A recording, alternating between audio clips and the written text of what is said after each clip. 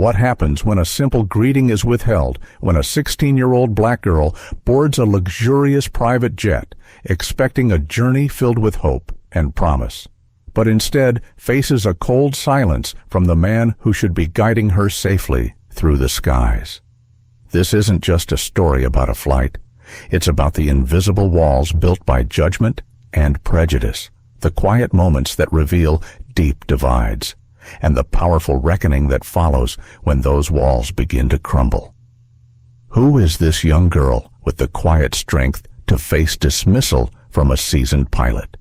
And what happens when her father, the very CEO of the airline, steps in changing the rules, the attitudes, and the future of everyone on board? Can a single moment of silence unravel decades of unspoken bias? Will justice find its wings high above the clouds? Join us as we dive into a journey of resilience, accountability, and transformation that unfolds miles above the earth but resonates deeply within us all. This story is not just about one flight. It's about how respect, dignity, and courage can change the course of a life and an entire industry. If this story moves you, don't forget to like, share, and subscribe for more real-life dramas that reveal the deepest truths about our world. Let's begin. The sun was just beginning to stretch across the tarmac at Miller Private Airfield in San Diego. Golden light spilled over the polished fuselage of a gleaming Gulfstream G700, its silver winglets slicing the early morning air. Inside the terminal, a group of 4 teenagers waited near the floor-to-ceiling windows, clutching their backpacks, phones, and dreams. 16-year-old Zuri Caldwell stood slightly apart from the others. She wasn't doing it intentionally. She never did. But somehow, the distance always created itself. While the others compared boarding passes and joked about who would get the best seat, Zuri kept her eyes on the jet. She already knew every inch of that aircraft.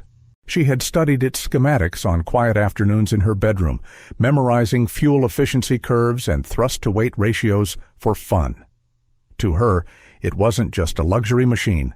It was art, precision, purpose. She had won the nationwide Ether STEM scholarship for underrepresented students in aerospace, beating out over 3,000 applicants. The prize, a full week at the Advanced Flight Simulation Lab of Aero North in New York, and, to her astonishment, a private charter to get there. It was more than a trip. It was validation. The 3 other teens were from backgrounds Zuri could barely relate to. Madison Halberg's father was an executive at a streaming company. Tyler Walsh's parents ran a hedge fund, and Declan Ridgway had already interned at a tech accelerator run by his godfather. They were nice enough in that polished, effortless way some people could be. But their confidence was different. It was something they had inherited. Zuri's confidence was still learning how to speak. A quiet ping echoed through the terminal speakers. Boarding was ready. A sharply dressed flight attendant stepped forward from the foot of the aircraft stairs. Her smile was the kind worn like a badge, welcoming, professional, curated. "Good morning, everyone. Welcome aboard your Celestar Aviation charter to JFK," she said brightly. "I'm Dana, and I'll be with you for the flight." Madison, Declan, and Tyler made their way forward eagerly. At the top of the stairs, the cockpit door was ajar, and standing there was the pilot. He looked to be in his late 50s, tall, fit, with a uniform pressed to military perfection. His salt and pepper hair was neat, and the name tag on his chest read, Captain Jeffrey Brandt. As Madison reached the top step, he extended his hand warmly. "Welcome aboard," he said, his voice confident but easy. "Big day ahead. Super excited." Madison grinned, taking his hand. He turned to Tyler. "You ready to see how we really fly?"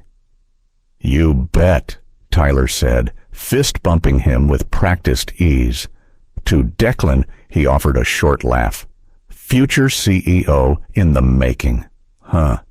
Zuri was next. She stepped up quietly, clutching the strap of her backpack, which carried her travel kit and a worn notebook filled with aerospace sketches and annotated formulas. Her heart was quietly buzzing. This was her moment. She lifted her eyes to meet the captain's, a polite smile, ready. But his eyes slid past her as if she wasn't there. No hand, no words, no nod. Just a slight turn of his body away from her and back toward the cockpit, as if she were invisible. Zuri blinked. For a second, she wasn't sure it had actually happened. Maybe he had just missed her. Maybe he had turned by accident. But it wasn't an accident, because the warmth that had been in his voice seconds ago had vanished, because his posture had shifted. Because even Dana, the flight attendant, hesitated just a beat too long before recovering with a bright, overly chipper voice. "Feel free to sit anywhere you like," Dana said, gesturing inside. "There's Wi-Fi, snacks, and drinks ready. Make yourself comfortable." Zuri stepped into the cabin. The interior was stunning. Cream leather seats, soft recessed lighting, polished wood trim that curved along the windows like the edge of a violin, but none of it registered. Not really. The sting from the captain's cold dismissal was still burning across her chest. She slid into a window seat near the back and stared out at the tarmac. The sun had fully risen now, bathing the runway in a soft glow. She watched the ground crew move efficiently, going through the rhythms of flight prep. It was a dance she knew by heart, but the thrill she usually felt watching it was gone. She didn't know what hurt more. The pilot's silence, or the fact that it felt familiar. Back home in Charlotte, she had grown used to being overlooked. Teachers who only called on boys during science class, lab partners who talked around her. But here, on a jet she had earned her place on, surrounded by students who had never once questioned their belonging. It cut deeper. Her fingers clenched her backpack strap. Did she look out of place? Was it the hoodie she wore instead of designer travel clothes? Did she not smile wide enough? Did it even matter in the front of the cabin? Madison had already started recording a video. Private jet flex. She laughed, tossing her hair and spinning around for the camera. Zuri pulled out her sketchbook and opened to a page filled with engine configurations, trying to focus on the math, the mechanics, the thing that always made sense. But today, even thrust and drag couldn't lift the heaviness she felt inside. She didn't cry. She never did. She just shrunk smaller into her seat and whispered to no one. Focus on the goal. You didn't come here for their approval. Somewhere deep down, she hoped that would be enough. But part of her already knew. This flight wasn't going to be smooth. Not for everyone. Zuri stared out the window long after the other students had settled in. The view outside hadn't changed much, just the open sprawl of the runway. Some refueling trucks in the distance. A man in a yellow vest giving final signals, but her thoughts had drifted somewhere far from this morning's sunshine. She could still feel it. That subtle shift in temperature when she crossed the threshold of the aircraft, like walking into a room where a conversation had stopped just before you arrived. She hadn't expected a red carpet. She didn't need flattery or fanfare. She just wanted to be acknowledged. A nod, a glance, a single moment of being seen. The silence had been louder than any insult. She adjusted the sleeve of her hoodie and glanced around the cabin. Tyler was already reclined in one of the lounge chairs, AirPods in, watching a basketball highlight reel. Madison was taking photos of the champagne-colored leather seats, angling her phone for perfect lighting. Declan was typing on his tablet, probably drafting a post for the school's robotics blog. They looked at ease, like they belonged here, like this was normal. Zuri felt like a background extra in their movie. Dana, the flight attendant, came down the aisle carrying a tray of chilled drinks and fruit skewers. She paused beside Zuri's seat and offered a warm smile. one that didn't quite reach her eyes. "Would you like something before takeoff? Water, sparkling juice? We have a few non-alcoholic options." Zuri hesitated. "Just water. Thank you." Dana handed her a bottle and lowered her voice slightly. "Let me know if you need anything at all." Okay. There it was, the unspoken apology, the flicker of awareness. Dana had seen it. She had noticed the omission.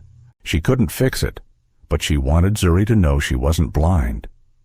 Zuri gave her a small nod of thanks. As Dana moved to the next row, Zuri cracked open her notebook, flipping past pages of engine schematics and wing profiles until she landed on an empty sheet. She clicked her pen and began to draw a fuselage cross-section, letting the rhythm of her lines steady her thoughts. She thought of her mother, who had passed away when Zuri was 10, a nurse with gentle hands and firm beliefs. Her mother used to say, "The way people treat you is about them. But the way you respond, that's all you." Zuri took a breath. She wasn't going to let one man define this moment. Still, she couldn't quite shake the tightness in her chest. The sound of footsteps on the stairs pulled her attention back to the front of the plane. Dana was at the door, greeting someone. Zuri couldn't see who it was until the figure stepped into the aisle. It was a man, tall, mid-40s, dressed in a tailored navy suit. No tie, just crisp lines, polished shoes, and a quiet authority that filled the cabin the way scent fills a room before you even realize it. Zuri blinked in surprise. Dad Elias Caldwell smiled, his eyes softening when they landed on her. He walked down the aisle like he had done it 1,000 times before, like this wasn't unexpected, like it was just another business trip. Zuri stood slowly, caught between embarrassment and relief. "I thought you had a meeting in Toronto," she said. He bent slightly and kissed the top of her head. "I moved it. But you said I wanted to see you off." Elias straightened and turned to Dana with a polite nod. "Thank you for taking care of the student." "Of course, Mr. Caldwell," Dana said, her voice subtly shifting in tone. She stood straighter, more alert. "Is there anything I can get for you?" "No need. Just a quick hello." He looked toward the cockpit, and Zuri saw it happen. Captain Brandt stepped out again, smiling broadly. "Welcome aboard, sir," Brandt said. His voice was smoother now, eager. "Jeffrey Brandt. I'll be flying you today." Elias extended his hand, but the shake was brief, restrained. "Just here to see my daughter off." There was a half-second of hesitation in Brandt's eyes. The flicker of realization hadn't registered yet. "Well, it's an honor, sir. We'll make sure they're well taken care of." "I'm sure you will," Elias replied. "After all, we pride ourselves on ensuring every passenger feels welcome." Brandt's smile didn't falter, but his eyes darted to Dana for a split second. Zuri watched the interaction, feeling the undercurrent. Her father's words hadn't been accusatory, but they carried weight, and Brandt felt it. Elias turned back to Zuri and placed a hand lightly on her shoulder. "You ready?" She nodded. "I think so." He looked into her eyes, and in that moment she knew he already understood. The slight tension in his jaw, the way his other hand had curled into a fist for just a second before releasing it, told her everything. He saw her, and he had read the room the moment he entered it. Zuri sat back down, gripping the water bottle Dana had given her. Elias gave her one final nod, then turned to leave. Before stepping off the jet, he paused and looked once more at Captain Brandt. "Captain," he said, his tone cool but cordial. "Safe flight." "Of course, sir. Always." Brandt stepped back into the cockpit, but the change in his demeanor lingered like a fingerprint on glass. His voice was softer now, almost cautious, as he called out checklists to the first officer. Zuri stared at the back of his uniform. She wasn't angry. She didn't want vengeance or a confrontation, but something had shifted. She wasn't invisible anymore. Dana came by again, this time placing a small tray beside Zuri's seat. "Fresh fruit and granola," she said. "Let me know if you need anything else." Zuri gave a small, more polite smile. "Thank you." The door closed. The jet hissed as pressure sealed the cabin. The soft chime of the pre-flight announcement echoed. She felt the subtle vibration beneath her feet as the engines spooled up. Her stomach tightened. This was happening. The Gulfstream taxied slowly toward the runway. Outside, the morning light had deepened into full sun. As the aircraft lined up for takeoff, Zuri glanced at her reflection in the oval window. For a moment, she imagined the girl looking back at her was someone else, someone who always belonged, someone who never had to notice which greetings were given and which were withheld. She took a deep breath. Her father had come, not to scold, not to fix, just to bear witness, and somehow that made her feel steadier. The jet rolled forward, its acceleration pushing her gently into the seat. The hum became a roar. The ground blurred. Then, with a gentle shift, the wheels lifted from the earth. Zuri looked down at the shrinking landscape and whispered, so low only she could hear it, "We're not staying small. Not this time." Captain Jeffrey Brandt sat in the cockpit, his hands moving through the pre-flight checklist with robotic precision. His co-pilot, Miguel Reyes, a quiet and focused man in his 30s, read back responses from the flight systems, but Brandt barely registered the words. His thoughts kept circling back to the moment on the stairs. Elias Caldwell. He had met him once, years ago, at an industry summit in Deep Vadeo. Elias had given a keynote on inclusive design in private aviation, speaking about how the experience of luxury shouldn't be exclusive to a single demographic. Brandt remembered nodding along back then, thinking it was a good speech, well delivered, even if a bit idealistic. But now that the man had looked him in the eye on the steps of his own jet, there was a sudden weight pressing against his chest that no amount of altitude could lift. Miguel noticed the captain's silence, but said nothing. Inside the cabin, Zuri sat still, her notebook resting on her lap, but her pen untouched. She wasn't sketching. Not yet. Her mind was too busy piecing things together. Her father had shown up not just as a CEO, but as a father. She hadn't expected him, and yet she wasn't surprised. Elias Caldwell always said he would move mountains to make her feel seen. Today, it had only taken one visit, one line, and one look to do just that. Still, the moment hadn't erased the sting. It only made it more visible. As the aircraft reached cruising altitude, the engine steadied into a soft whir. Dana moved down the aisle, offering more drinks. Zuri declined. She didn't feel like performing gratitude. Not today. Madison leaned over from across the aisle. "This plane is insane, right? Like actual royalty fly on jets like this?" Zuri gave a polite smile, the kind that said yes without saying anything. She didn't feel like explaining that she'd studied every bolt of this aircraft 3 years ago. She didn't feel like listing out its range or the real-time adaptive climate control built into the walls. That kind of knowledge only seemed impressive when someone else said it. Back in the cockpit, Miguel flipped to the next flight log sheet. "Cabin's quiet today," he remarked casually. Brandt gave a low grunt in response, eyes fixed on the altitude display. "Seems like a good group of kids." Miguel waited, sensing something below the surface. "Any of them stand out to you?" Brandt shifted in his seat. "Sharp bunch," he muttered. "The boy with the tech setup, Declan, he's probably already planning his second app. The girl was mostly on her phone." Miguel blinked. He had seen Zuri the whole time. She hadn't been on her phone once.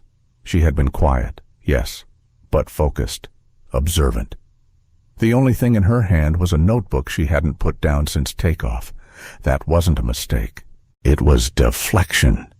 Miguel turned back to the control panel, but a slow knot was forming in his stomach. He didn't like lies, especially small ones. They were usually the ones that said the most. Zuri finally picked up her pen. The sketch took shape. Slowly, a front view of the jet's nose cone, its radar compartment exposed. She tried to lose herself in the lines. Precision gave her peace. And right now, peace was something she had to build herself. She thought about what it meant to belong in places like this, about how often she had walked into rooms and immediately measured her presence. Not her intellect, not her merit, just her presence. Was she too quiet, too serious, too black? She hated that the question still lived inside her at all. She looked out the window. Clouds drifted like scattered wool. The horizon curved gently in the distance. Zuri had always loved the sky. There was something honest about it. It didn't care how much money you had or what school you went to.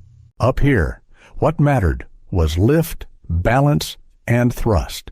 The math was the same for everyone, but even in the air, gravity could find you. Dana came by again, this time holding a small ceramic plate with dark chocolate and strawberries. Zuri, would you like something sweet? It's from our first-class menu. Zuri hesitated. Dana's voice was softer now, more personal. Thanks, Zuri said, but I'm good. Dana nodded, lingering just a second longer than necessary. I meant what I said earlier, she added quietly. Let me know if you need anything. Really? Zuri looked up at her. Dana wasn't the problem. She had felt the shift too. And maybe this was her way of saying, I saw it. I'm sorry. Thank you, Zuri replied.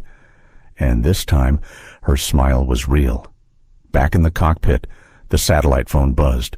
Miguel reached for it out of habit. Flight deck, Celestar 918. He paused. Understood. Captain, it's for you. Brant frowned. Who is it? Miguel looked at the tiny screen. Executive Operations. Mr. Caldwell's office. Brant froze. In flight. That's against protocol. Miguel kept his voice steady. They said he'd like a word. Now, Brant took the phone. This is Captain Brant. There was static, then a crisp female voice. Captain, please hold for Mr. Caldwell. The line went quiet for 2 seconds. Then Elias Caldwell's voice filled the headset. Captain Brant. His tone was smooth. No raised volume. No rage. I trust the flight is proceeding safely. Brant swallowed hard. Yes, sir. Cruising at 41,000. No issues. Good. I'm glad to hear it. I was reviewing the company values this morning. Thought you might remember the first line of our charter. Brant blinked. Of course. Unparalleled safety and service. Sir, close. Let me remind you. Elias paused. At Celestar Aviation, we commit to treating every passenger with dignity, care, and professionalism. No exceptions. Not based on background. Not based on appearance. Every individual. Brant's grip tightened on the phone. Sir, if this is about what happened, you mean what didn't happen? Elias said. The greeting you withheld, the silence, the posture shift. Brant tried to speak, but Elias cut in. She's my daughter, Captain Zuri Caldwell. She earned that seat just like the others. She's not flying because of me. She's flying because she earned it. Brant felt his face flush with heat. His voice cracked slightly. I wasn't aware of her identity. Sir, I assure you that's the point, Elias said. You weren't supposed to be. She's just a passenger, a brilliant, deserving passenger. But in that moment, you made her feel like something else. Silence. I expect you to fly this aircraft safely. Then you will be relieved of duty upon arrival in New York. You'll be met by operations. Until then, maintain professional conduct. "Am I understood?" "Yes, sir," Brent said, voice dry. "And Captain, yes. When you land, you will look my daughter in the eye and offer her the courtesy you failed to extend at the door." Click. The line went dead. Miguel looked at Brant, reading everything he needed to in the captain's face. Neither man said a word. The only sound was the quiet hum of engines and a cabin full of students who had no idea that 41,000 feet above the ground, a career had just changed course. Captain Jeffrey Brant held the satellite phone in his hand long after the line had gone dead. His fingers were stiff, as if the cold steel of judgment had wrapped around them. The cockpit had never felt smaller. The instrument panel still glowed. The autopilot held its heading steady. The world outside stretched open and endless, but inside, Brant's thoughts were circling fast and low, turbulence without warning. He looked up at the primary flight display. His voice, when it came, was thin. "Confirm course to JFK." Miguel Reyes didn't look away from his screen. "Confirmed. ETA 4 hours, 32 minutes. Silence returned. Brant leaned back slightly, his uniform suddenly too tight at the collar. He could still hear Elias Caldwell's voice. Calm, controlled, devastating. "You made her feel like something else." That sentence echoed louder than the engines. He wanted to justify himself, wanted to believe he had done nothing wrong. No names were called, no voices raised. He had merely turned, that was all. But deep down, where years of unspoken bias had settled like dust in the corners of his mind, he knew the truth. He had seen her, fully, clearly, and in a flash of judgment, he had chosen not to greet her, because she didn't fit, not the way the others did, not in that hoodie, not in that silence. She hadn't given him the same confident, well-practiced smile as the others. So he had looked past her, just like so many others had done before. Now, the price of that instinct was beginning to show. In the main cabin, the hum of conversation continued, but there was a slight shift. It was subtle, the kind of change only sensitive eyes could catch. Zuri noticed it first in the way Dana walked the aisle now. Her movements were more careful, more deliberate. She no longer smiled as brightly at the other students. There was a pause in her manner, as if she were bracing herself for something unseen. Zuri didn't know what had just happened in the cockpit, but she felt it. The air had changed. Dana returned to her seat near the galley and reached for her tablet. It took her 3 tries to log in. Her hands were shaking slightly. She had served on this aircraft for 2 years. She had seen executives yell, celebrities sulk, and children cry. But she had never felt tension like this, like the plane itself was holding its breath. Zuri was drawing again. Not engines this time. She was sketching people. A loose sketch of Dana standing in the aisle, Miguel's serious face, her father's hand resting briefly on her shoulder. At the top of the page, she wrote a quiet title, "Who Gets to Be Seen?" Madison was now recording a TikTok on the leather couch, narrating the features of the plane like she was a lifestyle influencer. Declan was laughing at something on his tablet. Tyler was asleep, his head tilted against the headrest. None of them noticed Zuri watching. None of them saw her still reeling from something they hadn't even felt. She thought about how often it happened.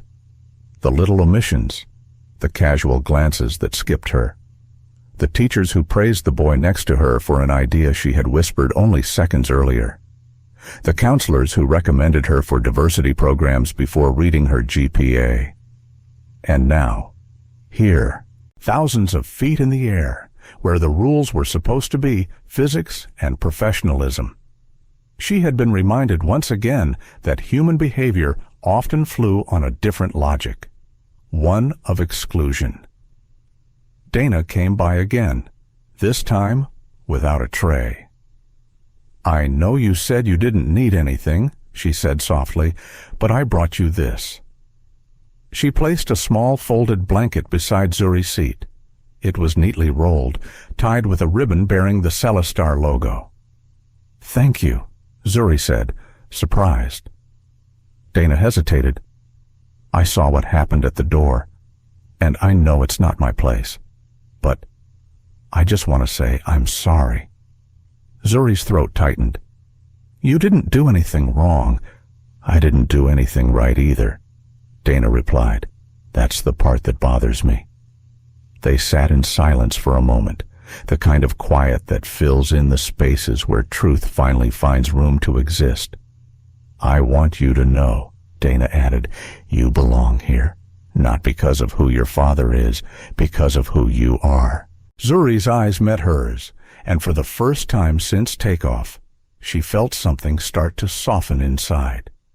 "Thank you," she whispered. Dana gave a quick nod, then turned back to her galley station. Her steps were lighter now, though still measured. She had said what needed to be said. In the cockpit, Miguel finished a systems check and slid his tablet back into its slot. "I take it you've flown for Mr. Caldwell before," he said, keeping his tone neutral. Brent gave a small nod. "Once, 3 years ago, cross-country board review trip." He barely spoke. Doesn't sound like the kind of guy who forgets things. Brant didn't answer. Miguel adjusted a dial, then continued. "I don't mean to speak out of line, Captain, but if you're thinking about how to fix this, I'd say sincerity matters more than damage control." Brant shot him a glance, defensive, sharp. Miguel didn't flinch. "She's just a kid," he added, and she noticed. Brant wanted to push back, to assert seniority, but he didn't. Because he knew Miguel was right. He had flown thousands of passengers, heads of state, celebrities, athletes, and in all that time, he had never once considered that a single omission, a single skipped hello, could carry this much weight. But it had. Because Zuri Caldwell wasn't asking to be special. She had only asked to be treated like the others, and he had failed her. Outside, the sky remained a perfect blue. Inside, the captain sat behind the controls of a $75 million aircraft and realized for the first time that altitude couldn't shield you from accountability. Zuri tucked the blanket around her legs and leaned her head gently against the window. She didn't know what the captain was thinking. She didn't need to. What mattered now was that the silence had shifted, not erased, not forgotten, but named. And that was the first step toward something different, maybe even something better. Captain Jeffrey Brant had flown at this altitude thousands of times. The stratosphere had always been his refuge, a sanctuary of clear skies and calm systems where everything made sense. Up here, turbulence could be predicted. Flight paths were filed with precision. Emergencies had checklists. But today, the cockpit felt like a confessional. Every button and screen in front of him was lit with quiet readiness. The plane didn't care what he had done, it just asked to be flown. But Brant was no longer sure who he was behind the controls. He wasn't the man who had greeted 3 students with warm smiles. He was the man who had erased one with silence. Miguel Reyes, seated to his right, didn't speak. He had noticed Brant's rhythm had changed. His movements were still accurate, but no longer fluid. The confidence was gone. Brant was flying by muscle memory, not conviction. Inside the cabin, Zuri sat with her blanket pulled up to her chest. Her notebook was open again, this time filled with reflections instead of diagrams. She wasn't sketching engines anymore. She was sketching moments. On one page, she had drawn 2 silhouettes, one faced forward with an open gesture, hand extended, the other turned away, rigid and indifferent. Above them, she wrote, "It's never just a moment." The cabin was quiet now. Madison had dozed off, phone slipping from her hand. Tyler had taken over the couch near the galley, a sweatshirt covering his face. Declan, the last one awake, was watching a documentary on propulsion systems. unaware of the tension that had slowly restructured the emotional gravity of the space. Zuri glanced up and caught Dana watching her from across the aisle. The flight attendant quickly looked away, busying herself with folding napkins. There was something unspoken between them now, a shared awareness that hadn't existed 2 hours ago. It wasn't camaraderie, not yet, but it was the fragile thread of understanding. And sometimes that was more powerful than an apology. Back in the cockpit, Brant felt his jaw clench again. His thoughts wouldn't stop circling. He was a veteran pilot, decorated, trusted. He had flown governors, CEOs, even royalty once. He had received letters from passengers commending his professionalism. But not one of those letters could shield him from this. He had failed a simple test of humanity. He kept replaying it. The moment at the top of the stairs. He had greeted the others by name, with enthusiasm, even charm. Then the girl stepped forward. She had looked at him, eyes wide, hopeful, and he had turned away. He hadn't scowled. He hadn't frowned. He had just turned. But that turn had become a verdict. And that verdict had returned to him now with frightening clarity. Miguel adjusted the cabin pressure monitor and broke the silence. She's pretty sharp. That girl. Brant didn't answer right away. She is, Miguel said again, as if trying to remind Brant of something obvious.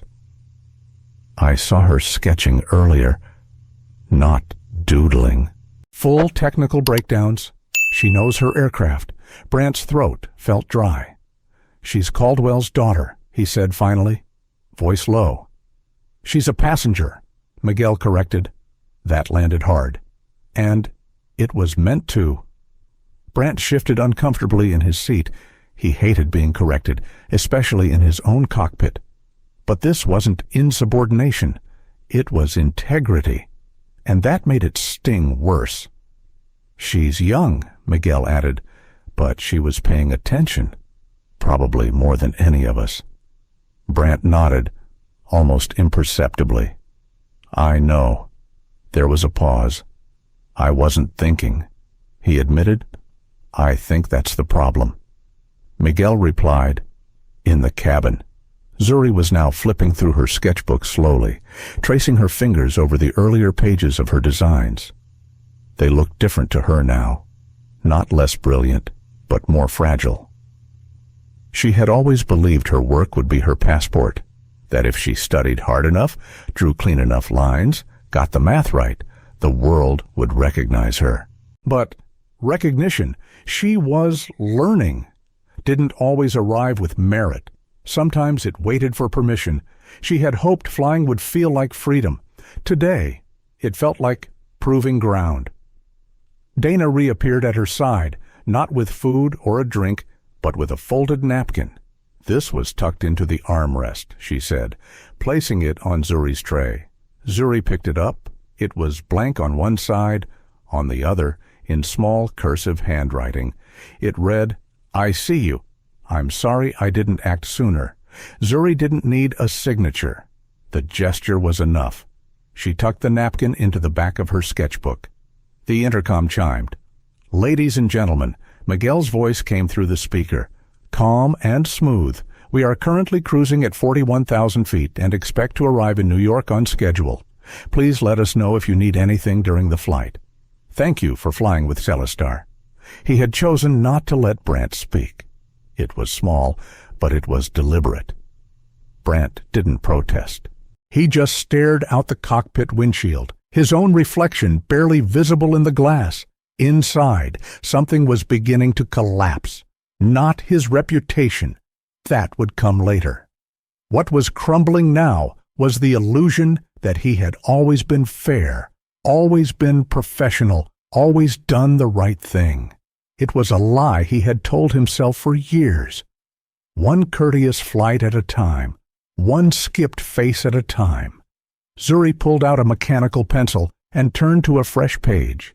This time, she drew herself.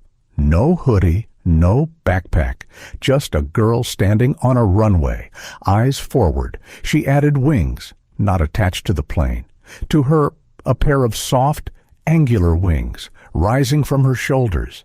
The kind that weren't given, the kind you built. The sky outside the jet's windows was the kind of blue that only existed at high altitude, so vivid it almost hummed. Inside the aircraft, however, something else was building. It wasn't noise or movement. It was the kind of stillness that comes before a storm. Quiet, but electric. Zuri felt it in the way Dana walked more softly than before. Her footsteps no longer clipped, but padded. She saw it in Miguel's voice over the intercom, calm and steady, but missing the warmth that usually came with practiced hospitality.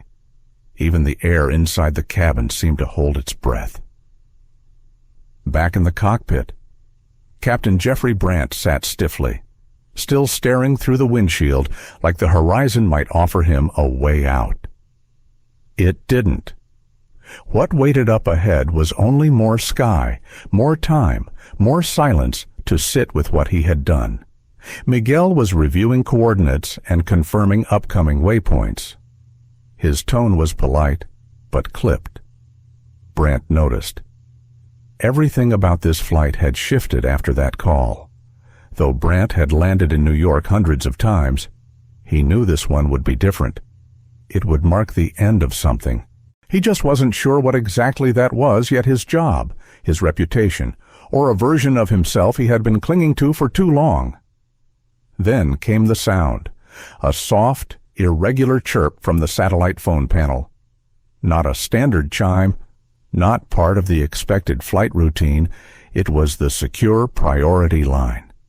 Miguel looked at the small screen. His eyebrows rose slightly. "It's corporate operations," he said. "Line 3. Brandt frowned. Mid-flight, Miguel's face was unreadable. Executive routing, flagged as urgent. Brandt stared at the panel. He didn't want to pick it up. He already knew who it would be. He reached for the headset, pressed the flashing button, and cleared his throat. "This is Captain Brandt." The voice that answered was calm, precise, and unfamiliar. "Please hold for Mr. Caldwell." The silence that followed was brief, but it sank into the cockpit like cold water. Then came Elias Caldwell's voice, smooth as velvet, cold as steel. "Captain Brandt, I hope the skies are treating you kindly this morning." Brandt hesitated. "Yes, sir. Flight is smooth. On course to JFK." "Good," Elias said. "I wouldn't want the students to experience turbulence, at least not the kind caused by poor judgment." Brandt swallowed hard. His grip on the yoke tightened, though the aircraft was still on autopilot. "Sir, I understand that there may have been—" "I'm not calling for an explanation," Elias interrupted. "I'm calling for clarity." "And consequences." Brandt opened his mouth, then closed it again. He felt like a schoolboy being called to the principal's office, except this office was 41,000 feet in the air, and the principal controlled the skies. "This morning," Elias continued, "I reviewed the company's charter. I helped write it, actually. A lot of executives let the legal department take care of those things. I don't. Words matter." His voice remained even, but every word felt like a stone laid with intention. "Our first promise to our clients is dignity. Not luxury, not speed. Dignity. That's not an optional extra. It's the foundation." Brandt stared at the instruments in front of him, but he wasn't seeing any of them. He was seeing the way Zuri's eyes had met his before she walked past. He was hearing her silence echoing in the corners of his mind. "I greeted the others," he said quietly. "I don't know why I didn't greet her." Elias didn't respond for a moment. Then he said, "I believe you." The relief that began to rise in Brandt's chest was quickly extinguished by the next sentence. "And that's exactly the problem. Brant blinked. "You didn't think," Elias continued. "You didn't question your instinct. You just turned away. And you didn't think it mattered." "Sir, I didn't intend, I know, but intention isn't a shield, Captain. Not when the result is harm." Brant's throat felt tight. "I wasn't aware she was your daughter." "And if she hadn't been?" Elias asked, his voice low. "Would this call still be happening? Would you still be reflecting on your behavior?" That silence answered the question before Brant could. "You didn't fail because she was my daughter," Elias said. "You failed because she was your passenger." That should have been enough. Miguel remained silent in his seat, his hands folded in his lap, gaze fixed forward. But the quiet tension in his jaw suggested he was listening to every word. "There will be a debrief waiting for you when you land," Elias continued. "You will be met by Kira Fontaine, Director of Flight Operations. Your immediate suspension will begin upon arrival." Brant's world tilted slightly. He tightened his jaw. "Understood." "One more thing," Elias said, his tone cooling further. "You will stand at the cabin door. You will greet every passenger as they disembark. And when Zuri steps off this plane, you will look her in the eyes and offer the respect you withheld earlier. Not because I asked you to, because she deserves it." The line disconnected without a goodbye. Brant stared at the headset as if it might explain itself. It didn't. The silence that followed was suffocating. Miguel adjusted a dial on the comm panel. "He gave you a second chance," he said quietly. Brant looked at him, surprised. Miguel shrugged. "You get to choose what to do with it." Brant didn't respond. He didn't know how. In the cabin, Zuri felt a strange pull in her chest. She looked around, uncertain of what had changed, but something had. The air felt heavier, the stillness deeper. She didn't know that high above them, a man had been called to account for a quiet failure. She didn't know that her father had spoken words that pierced through armor and ego with quiet fire. But she sensed something had shifted. Her sketchbook lay open in her lap. On the latest page, she had drawn a line. One long, clean stroke running diagonally from corner to corner, across the top. She wrote, "Some changes start in silence." She closed the book and leaned back into the seat. Dana passed by again and offered her a look that asked, "Are you okay?" Zuri nodded once, not because she was, but because she was going to be for the rest of the flight. No one said anything unusual. The students laughed and joked softly. The engines hummed. The clouds rolled past. Everything looked normal. But inside the cockpit, Captain Jeffrey Brant was flying a plane through the sky while something inside him came crashing down to earth. Captain Jeffrey Brant did not speak for the next 40 minutes. Not to Miguel. Not to himself. His hands remained on the yoke even though the plane was on autopilot, as if letting go of it would make everything collapse faster. The silence between him and his co-pilot was no longer professional. It was thick with things that hadn't been said, choices that couldn't be taken back.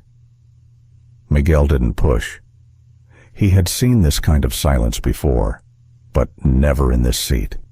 Never from this man. Outside, the world looked the same.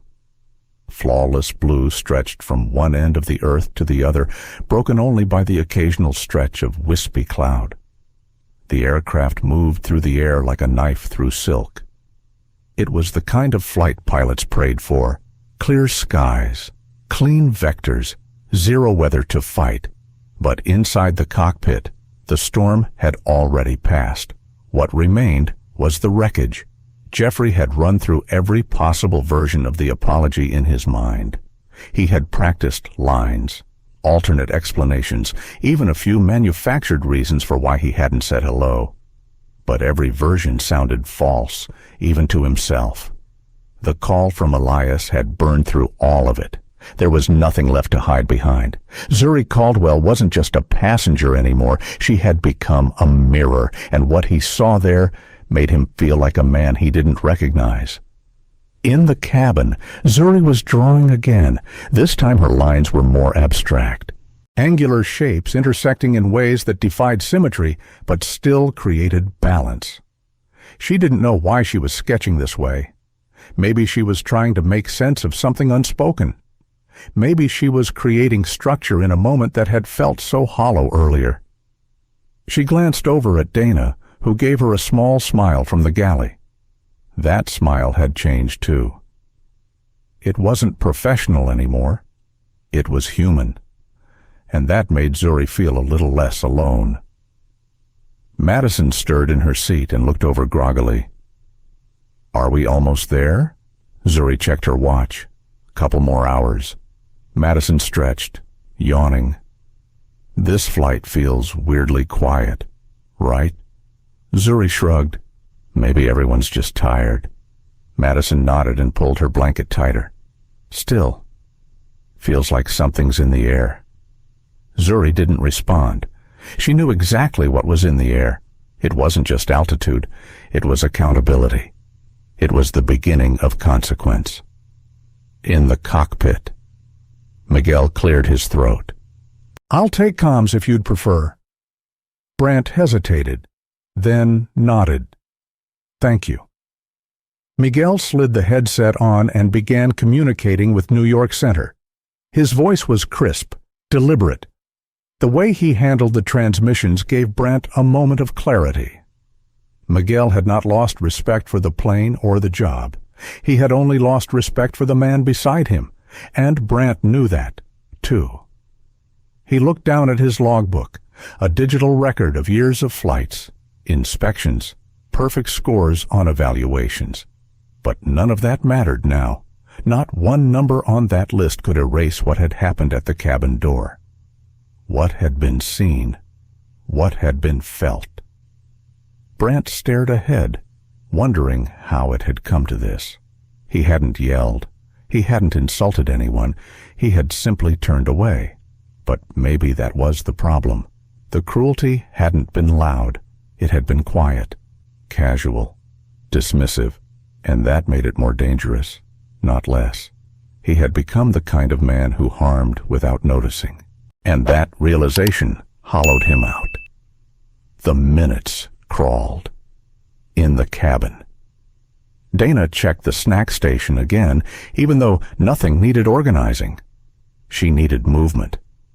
Stillness only made her think about the look in Zuri's eyes when she first stepped on board. It had been so quick. A flicker of disappointment. The kind a teenager tries to hide because they've already learned not to expect much from strangers. Dana hated that she had watched it happen and said nothing. Her silence had made her complicit. Now, every small thing she did, offering a blanket, writing the napkin note, serving water, felt like an apology made too late. But at least it was something.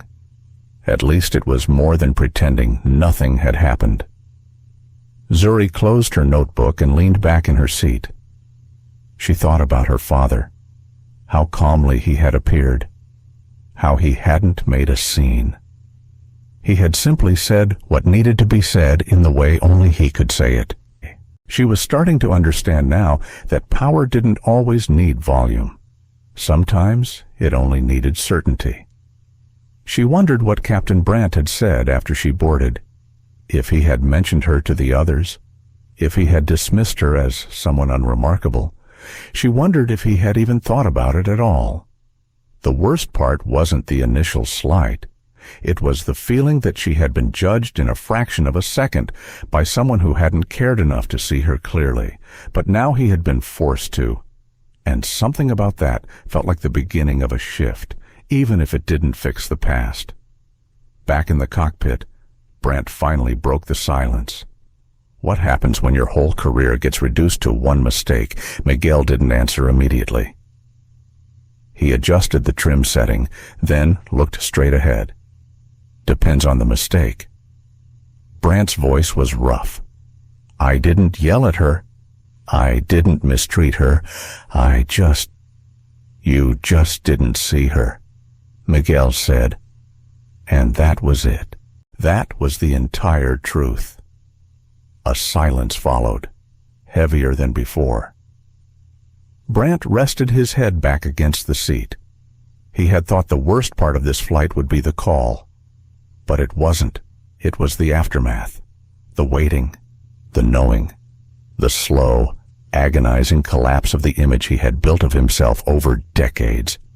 Every quiet moment in that cockpit had become an echo chamber, playing back what he didn't want to hear. In the cabin, Zuri unwrapped a protein bar and ate it slowly. It tasted like cardboard, but it was something to do. Her nerves had settled, but a strange anticipation was rising in her chest. The flight wasn't over, and neither was the story. She had no idea what was waiting on the ground, but something told her the landing would be about more than wheels on a runway. It would be about reckoning. When Dana returned with a fresh towel, Zuri looked at her. Did he say anything? She asked quietly. Dana paused, choosing her words. Not yet. But something tells me he will. Zuri nodded. She folded the towel neatly and placed it beside her sketchbook. In the cockpit, the final waypoint before descent appeared on the navigation screen. Miguel keyed into the intercom. Cabin crew, prepare for descent. Brant didn't touch the microphone. He had nothing left to say. Not yet. He would save his words for the door, if he could find the courage to speak them, and if Zuri was willing to hear. The hum of the engine softened as the Gulfstream G700 began its slow, controlled descent into New York airspace. The once invisible sensation of flight became tactile again. Slight dips, subtle pressure shifts, a gentle tilt that reminded everyone on board they were returning to Earth. Zuri felt it first in her ears, then in her chest.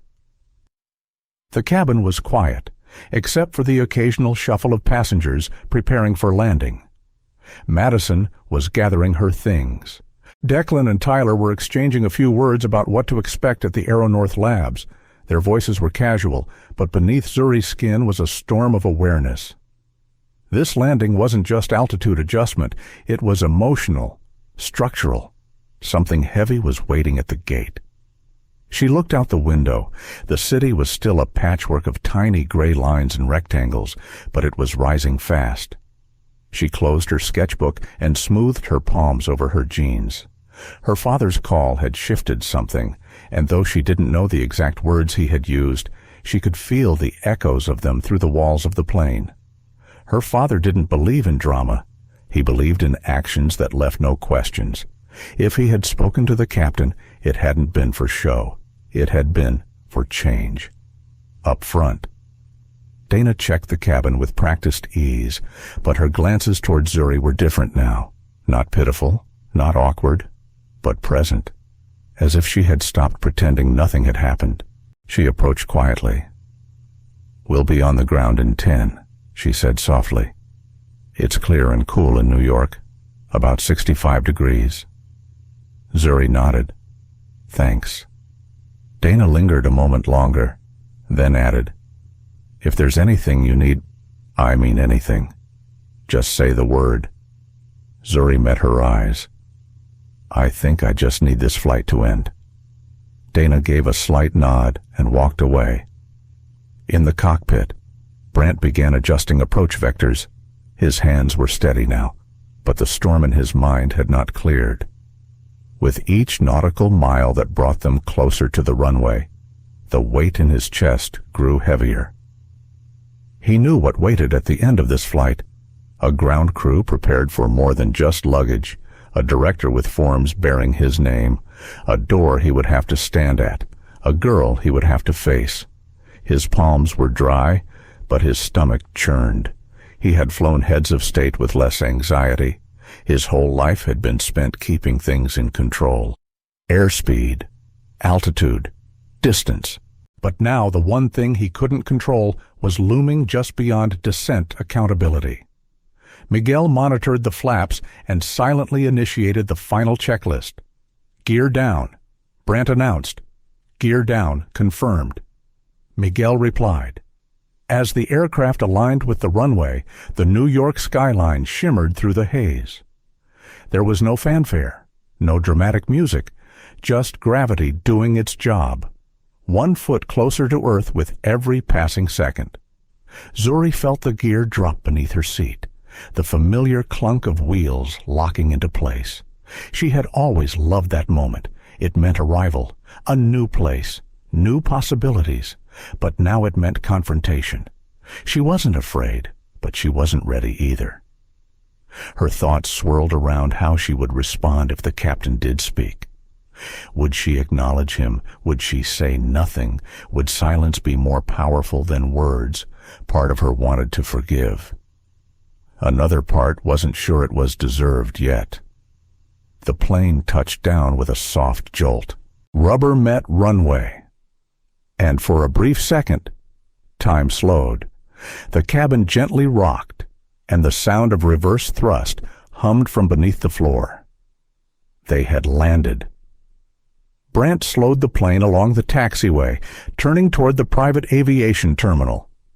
Ground crew in reflective vests moved into place, signaling with light wands. The aircraft came to a complete stop. Zuri exhaled. So did Dana. Miguel slid his headset off and unbuckled his seatbelt. He paused before leaving the cockpit. "You know what you need to do," he said without looking back. Brandt remained seated for a moment, then rose. He smoothed the front of his jacket and straightened his posture.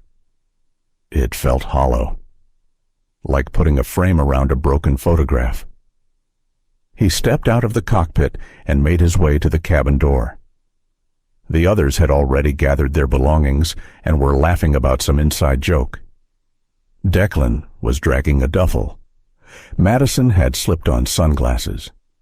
Zuri stood last, not rushing. The cabin door was opened from the outside, and the metal stairs unfolded with a hiss. A female ground agent stood ready at the base, clipboard in hand. Behind her, 2 black sedans idled quietly. And there, next to them, stood Kira Fontaine, Director of Flight Operations for Celestar Aviation. Her posture was razor straight, her gray blazer immaculate. She didn't wave. She waited. Brandt took his position beside the door, just as instructed. Dana remained behind him, uncertain whether she should stay or disappear. One by one, the students disembarked. Brandt greeted them quietly. "Thank you for flying with us," he said to Tyler. "Have a great day," he told Madison. "Good luck in the program," he offered Declan. They nodded, polite but distracted, already thinking about what came next. Then came Zuri. She stepped forward, backpack slung over one shoulder, sketchbook in hand. Her curls framed her face like a halo.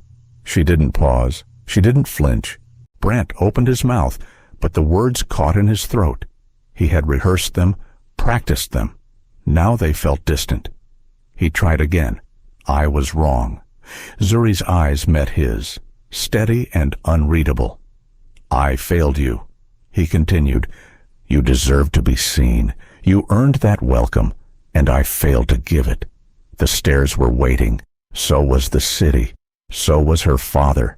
But for one quiet moment, she stood there.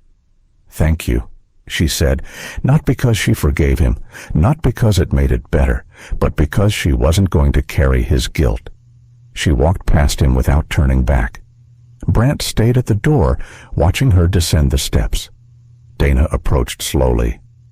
"You did it." "No," he said quietly. "She did, at the base of the stairs." Zuri approached Kira Fontaine, who greeted her with a nod and escorted her toward the waiting car. Inside the terminal, Brandt would be asked to surrender his flight credentials. He would face a formal review. The outcome wasn't certain, but the path ahead would be difficult. Still, something in him felt different. Not redeemed, but real. As the jet sat on the tarmac, still gleaming in the New York sun, a truth settled into the skin of everyone who had witnessed the moment. Respect isn't a courtesy, it's a right. And sometimes it takes descending from great heights to see that clearly. The city buzzed around them as the car pulled away from the private terminal. Horns in the distance, pedestrians crossing with the rhythm of late morning. But inside the sleek black sedan, there was only silence. Zuri sat in the back seat beside her father, Elias Caldwell, a man whose presence could silence boardrooms and still soften at the sight of his daughter. She clutched her sketchbook on her lap, her fingers still gripping the spine.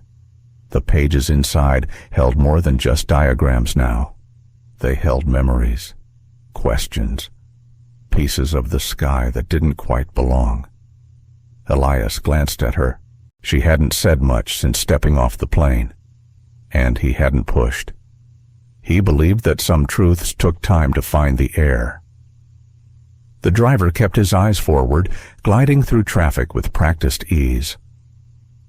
Zuri finally spoke. "You called him, didn't you?" Elias nodded once. "Yes." She looked down at the notebook, drawing a slow breath through her nose. "What did you say?" Elias folded his hands in his lap. "I said what needed to be said." Zuri raised an eyebrow. Which was that the job of a pilot is not just to fly a plane, it's to fly people. That includes respecting the humanity of everyone on board, and that what happened to you wasn't just impolite, it was unacceptable. Zuri stared out the window for a long moment. Rows of brownstones gave way to glass buildings, each one casting sharp reflections against the bright blue sky. "I wasn't going to tell you," she said quietly. "I know. I didn't want it to ruin the trip." Elias turned toward her fully. "Zuri, there's something I need you to understand. Speaking up doesn't ruin anything. Silence protects no one, least of all the ones who've been hurt." Zuri hesitated. "But what if people say I overreacted? That it was just a missed hello?" Elias's expression grew still. "If someone walks past 3 people and greets each of them but skips the 4th, it's not just a missed hello. It's a message, even if they didn't mean to send it." Zuri nodded slowly. Her throat was tight. "I didn't cry, but I wanted to." Elias's voice softened. "You didn't need to cry to be hurt, and you don't need to be loud to matter." Zuri looked down at the sketchbook again. "I felt small, but you weren't," Elias said. He was. "That's the difference." She blinked fast. It still surprised her how quickly her father could say exactly what she hadn't found the words for yet. "Do you think he meant the apology?" she asked. "I don't know," Elias said honestly. "But I know you deserve to hear it." They drove in silence again. The city opened up around them. Zuri watched the people on the sidewalks rushing to work, sipping coffee, checking phones. Every one of them was carrying something invisible. A conversation, a doubt, a scar. Elias shifted in his seat. "When I was your age," he said, "I got asked to leave a luxury store while wearing my school uniform. They thought I was loitering. I had my Honor Society pin on my collar." Zuri turned to him, surprised. "You never told me that." He nodded. "There's a long list of things I've never told you, because I didn't want them to shape how you see the world." "Too late," she whispered. Elias smiled faintly. "I know, but here's the thing. These moments, they don't define your worth. They test your clarity, and if you're lucky, they sharpen it." Zuri leaned back in her seat. "I guess it did make something sharper. Your sketches, no. My understanding." Elias looked at her with quiet pride. "I know that kind of clarity comes with a cost," he said, "but I also know that you carry yourself in a way that forces people to confront their assumptions. That's not a burden. It's a gift, a heavy one, but still a gift." She let the words settle. The car slowed as it neared their hotel, a tall building with a modern facade, standing like a mirror to the city's endless motion. Before they got out, Elias rested a hand on her shoulder. "I'm proud of how you handled yourself, not just today. Always." Zuri nodded, her eyes glassy but dry. "I didn't think he would say anything. I thought he'd just keep pretending." Elias studied her. "Sometimes people need to hit the ground before they see what they've ignored." They stepped out into the crisp air. The doorman greeted them. Bellhops moved quickly, lifting luggage, opening doors, the rhythm of a world always in motion. Inside the lobby, Zuri saw their names already prepared at the desk. Everything was smooth, elegant. She had traveled with her father many times, but this trip felt different. It wasn't just about luxury. It was about purpose. As they took the elevator to their suite, Zuri finally let her shoulders relax. Inside the room, she walked to the window and looked out. From this height, the city looked like another world. Cars like ants, buildings like stacks of paper. But somewhere down there, someone was probably feeling what she had felt that morning. Small, overlooked, unseen. She pulled her notebook from her bag and opened it again. The page with the angled wings was still there. She flipped to a blank one. This time, she didn't draw planes or engines. She drew herself, standing on the steps of the aircraft, not with her back turned, not walking away, but facing forward, eyes open, arms loose at her sides. Behind her, the outline of the plane's door. In front of her, an open sky. Elias walked over and watched in silence. "You know," he said after a moment, "there are two kinds of flights in this world, the ones that take you somewhere, and the ones that change you before you land." Zuri looked up at him. This one did both. Elias reached for her sketchbook and gently traced the line of the figure she'd drawn. "When we go public with this," he said quietly, "I want it to come from you." Zuri blinked. "Go public. This won't stay contained," Elias explained. "The aviation board is reviewing internal footage. Media inquiries are already circling. You don't have to speak, but if you choose to, you can shape how this story is told." Zuri stared down at the drawing. "I'm not sure I want to be the face of anything." "You don't need to be a face," Elias said. "Just a voice, and only if you want to be." Zuri thought about it. The camera flashes, the headlines, the assumptions, but also the possibility of helping others feel less alone. She closed the notebook slowly. "Maybe I'm not ready yet." Elias nodded. "Then we wait. No pressure, no expectation, only space."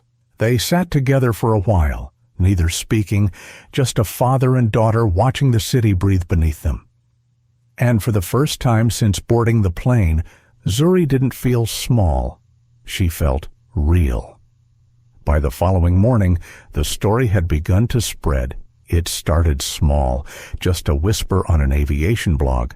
An anonymous post titled, "Something Unusual Happened on a Celestar Flight Yesterday," with no names, no photos, just a cryptic sentence about a pilot, a passenger, and a CEO's intervention.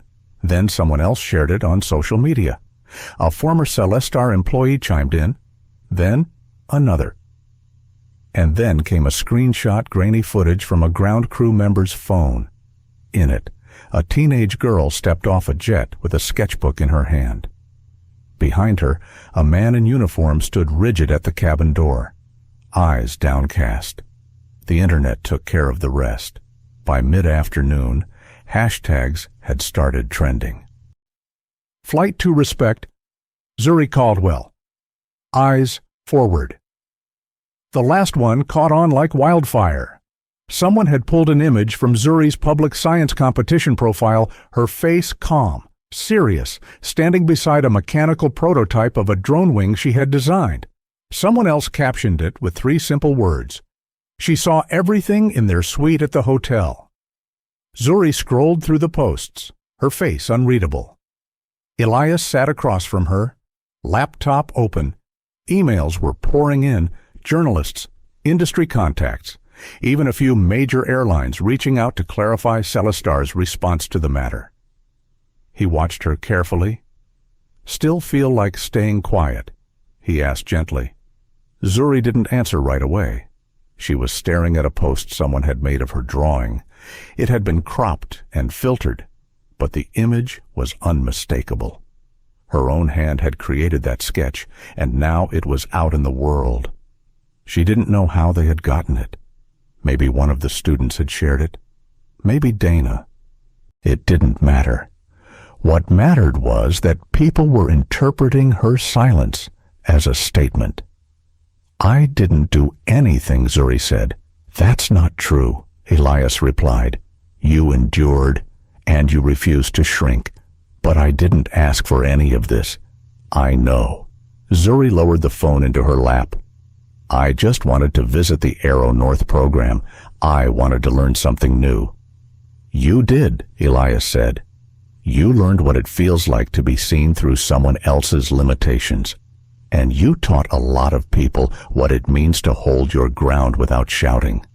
Her jaw tensed. What if they say I'm exaggerating? What if they twist everything? Elias folded his hands. "Let them try. But let them try in the presence of your truth." Zuri exhaled. A moment later, Dana texted, "Just saw the news. If you need anything, I'm here. You deserve the world." Zuri stared at the message. It was the first time someone had said that without conditions. The second text came an hour later. It was from Miguel. "Your father changed the airline, but you changed the air." Zuri's fingers hovered over the screen. She didn't know how to respond, or if she needed to. She stood and walked to the window again. The view hadn't changed, but something in her had. "I think I want to say something," she said softly. Elias looked up from his laptop. "Are you sure?" No one, as Zuri admitted. "But I think I want to be." Elias nodded. "You can start small. A statement. Just a few words. Your voice. Your pace." Zuri sat at the small writing desk near the window. She opened her sketchbook to a blank page. She didn't start with a drawing. She started with a sentence. "I was greeted by silence, but I do not speak from it." She paused. Let the words settle. That single sentence would go viral by the next morning. The statement was published quietly. No press conference, no dramatic headlines. Just a digital letter on Celestar's official channels, co-signed by Zuri Caldwell and Elias Caldwell. It was short, honest, reflective. It didn't accuse. It revealed. It didn't demand. It invited. And that made all the difference. Almost immediately, news outlets began reporting on the integrity of the statement. Educators quoted it in classrooms. Business leaders referenced it in workshops. Even airlines unrelated to the incident began reevaluating their internal training programs. It wasn't just about a flight anymore. It was about the air we all share. Meanwhile, Captain Jeffrey Brandt sat in a small room in Celestar's New York headquarters. Kira Fontaine sat across from him with a folder in hand. It wasn't thick, but it carried weight. Brandt looked tired, not defensive, not angry, just changed. Kira laid the folder down. "Do you want to explain?" He shook his head slowly. "No, I want to listen." She studied him. "What do you hear?" He met her eyes. "That I saw a young black girl and didn't see a passenger. I saw a silence where I should have seen dignity. And I understand now that the damage was already done before I could explain." Kira leaned back in her seat. "We're not interested in canceling you, Captain. We're interested in changing the system that allowed you to move through that moment unchallenged." Brandt nodded. "That system was me. It was also bigger than you," she replied. He exhaled. "So what now?" Kira tapped the folder. We're offering a path forward, one that involves resignation from command, but collaboration in reform." Brandt blinked. "You want me to help fix what I broke. We want you to help rebuild what you ignored." He nodded once, slowly. Outside, the city moved on. But inside the building, something had shifted. Back in the hotel, Zuri refreshed the post one more time. Tens of thousands of shares, comments from strangers, a message from a girl in Georgia who wrote, "I've never flown before, but now I want to because of you." Zuri smiled. She hadn't fixed anything. She had simply told the truth. And sometimes, that was more powerful than any headline. That night, she and Elias had dinner in the hotel lounge. No press, no phones, just quiet conversation over grilled vegetables and iced tea.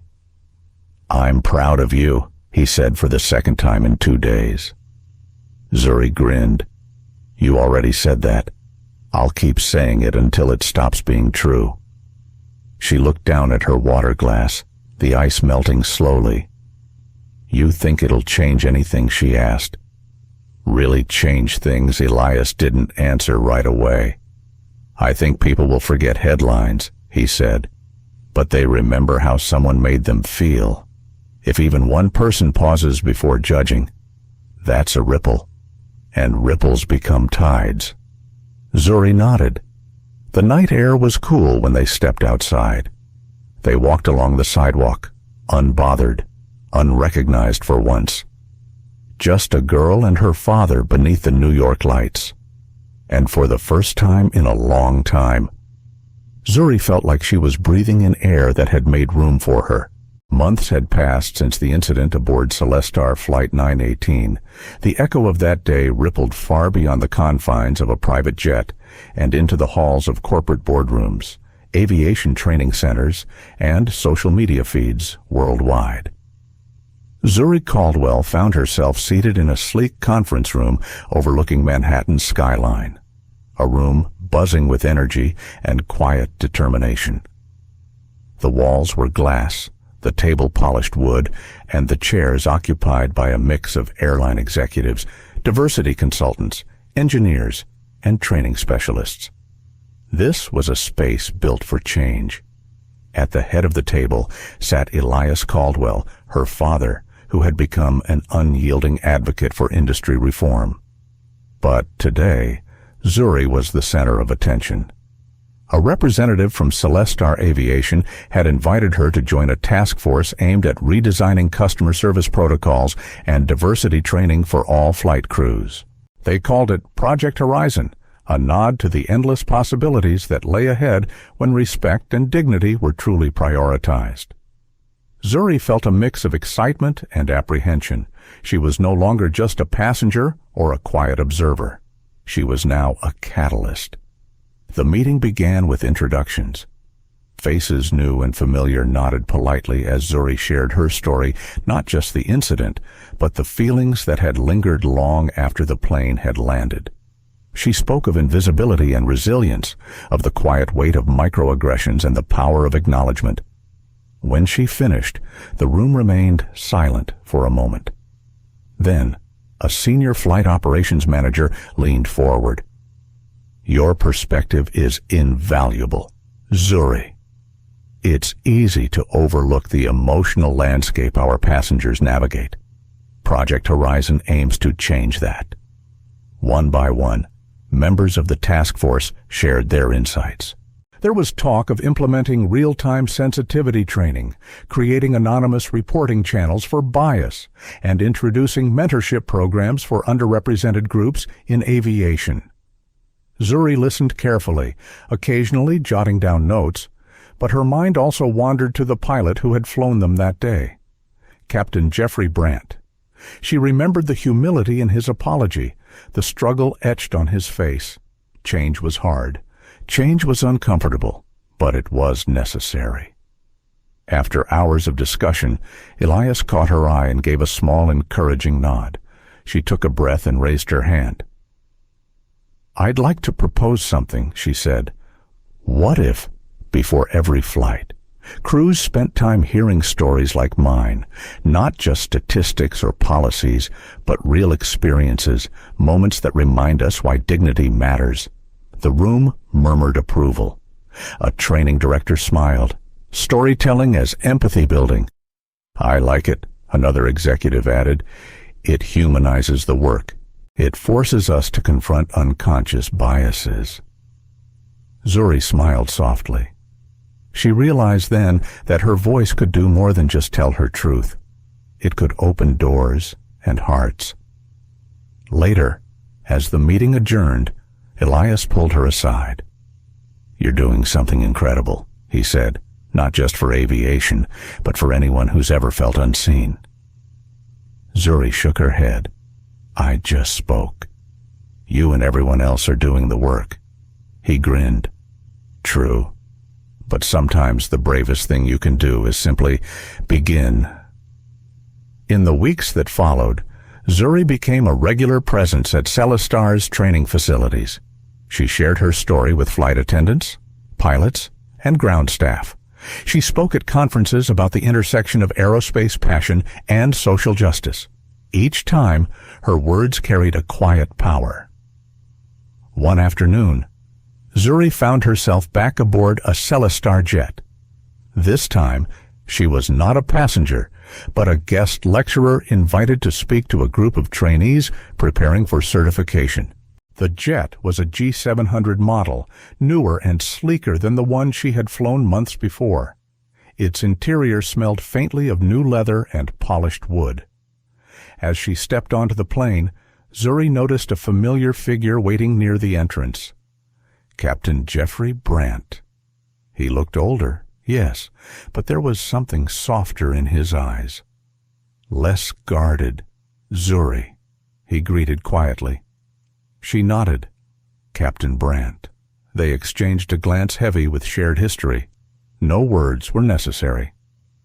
During the session, Zuri spoke candidly about her journey, about being unseen, underestimated, and how those experiences had shaped her resolve. Brandt sat in the front row, listening intently. Afterward, he approached her. "I've been working with the task force," he said, trying to understand, to do better. Zuri smiled. "We all have room to grow." He nodded. "Thank you for giving me that chance." Their conversation was brief but sincere, a quiet acknowledgement that healing was a process, not a moment. As the plane cruised through the clouds, the trainees absorbed Zuri's words. They asked questions. They shared their own fears and hopes. The air inside that cabin felt different, charged with possibility. Zuri realized then that this was exactly what her mother had always hoped for. That knowledge and kindness could change the trajectory of a life. That the sky was not a limit, but an invitation. Later, as the jet descended toward its destination, Zuri looked out the window and thought about the journey she had taken, from being ignored on a tarmac to becoming a voice that demanded respect. The horizon was no longer just a distant line. It was a promise, a flight reimagined. The final leg of the journey was quiet. Zuri sat by the window, the last rays of the setting sun casting a warm orange glow across the cabin. The city lights below began to twinkle like distant stars, a mosaic of life and possibility unfolding beneath them. The plane was descending steadily, gently cutting through the cooling air, inside the cockpit. Captain Jeffrey Brandt adjusted the instruments with steady hands, a sense of calm replacing the turmoil that had once gripped him. Beside him, Miguel Reyes monitored the flight path, offering occasional updates to air traffic control. There was no tension now, only focus. For Brandt, this flight was more than just a routine landing. It was a chance for closure, a chance to honor the lessons he had learned and the people he had wronged. It was the final approach not just for the plane, but for the parts of himself he had begun to rebuild. Back in the cabin, Zuri was deep in thought. The month since the incident had been transformative. Her voice had found strength and clarity. She had seen change ripple through an industry resistant to it. But more importantly, she had found her own power not by shouting louder, but by standing firm in her truth. The others in the cabin were preparing for arrival. Madison checked her phone for messages. Declan packed his bag. Tyler stretched his legs, rubbing his tired eyes. The energy was calm, but expectant. Zuri closed her sketchbook and looked around. This plane was different from the one she had boarded months ago, not just in model or design, but in spirit. There was an unspoken respect woven into the atmosphere, an acknowledgement that every passenger's story mattered. The intercom crackled to life. Ladies and gentlemen, we are beginning our final descent into JFK Airport. Please ensure your seat belts are securely fastened and your seats are in the upright position. We thank you for flying with Celestar Aviation. Zuri felt a quiet smile tug at the corners of her lips. She thought about how far she had come from that cold greeting on the tarmac to this moment, one of dignity and grace. Her thoughts drifted to Captain Brandt. She remembered the humility in his apology, the slow unraveling of pride, and the beginning of accountability that followed. Change was never easy. It was a process of unlearning and rebuilding. The plane touched down smoothly, tires kissing the runway in a soft embrace. The engines reversed with a gentle roar as they slowed, taxiing toward the terminal. The city welcomed them back. As the aircraft came to a halt, the cabin lights brightened, signaling the end of the flight. Passengers began to gather their belongings, preparing to disembark. Zuri stood last. She tucked her sketchbook into her backpack and took a deep breath. This landing felt different, not just an arrival, but a departure from the past. Captain Brandt moved toward the cabin door. His steps were steady, carrying the weight of reflection and resolve. When he reached her, he paused. "Miss Caldwell," he said quietly, "thank you for helping me see what I was blind to. I am truly sorry." Zuri met his eyes. There was no anger, no bitterness, only a calm acceptance and an invitation to move forward. "Thank you," she replied simply. Behind her, the other passengers had already exited the plane, their lives continuing in parallel journeys. But for Zuri and Captain Brandt, this was a shared moment of transformation.